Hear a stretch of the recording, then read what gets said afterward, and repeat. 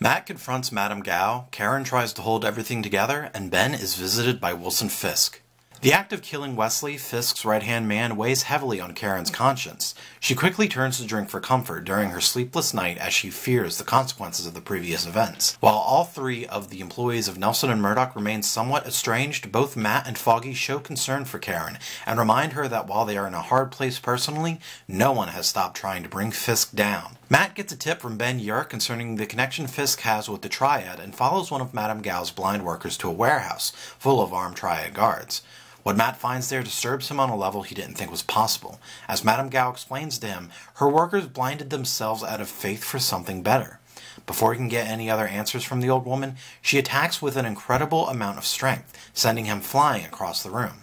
As her warehouse burns to the ground after her confrontation with the devil of Hell's Kitchen, Madame Gao and Leland Owsley meet to discuss their attempt on Vanessa's life. They agree that Vanessa is a distraction to Wilson and should be removed, but Vanessa was stronger than assumed. With a final cryptic warning, Madame Gao leaves for her homeland, a place that is considerable distance further than China.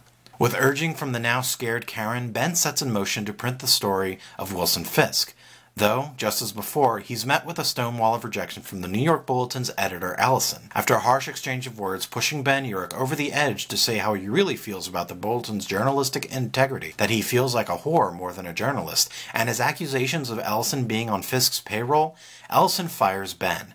This doesn't deter the veteran reporter from pursuing the truth of Wilson Fisk, and he decides to post the story on the internet. As he sits down to write, he discovers Wilson Fisk waiting for him in his home, and he'd like to have a conversation. From the start of this series, there was a strong partnership between Foggy and Matt, and then, with the new addition to their team, Karen Page.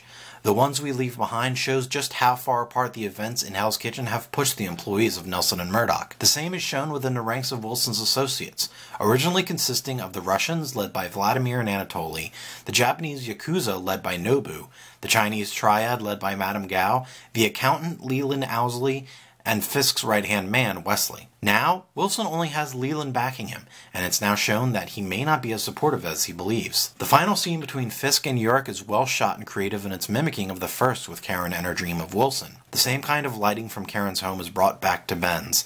Wilson is shrouded in shadow in both shots, and both Karen and Ben are having a drink at the beginning of each encounter with Wilson.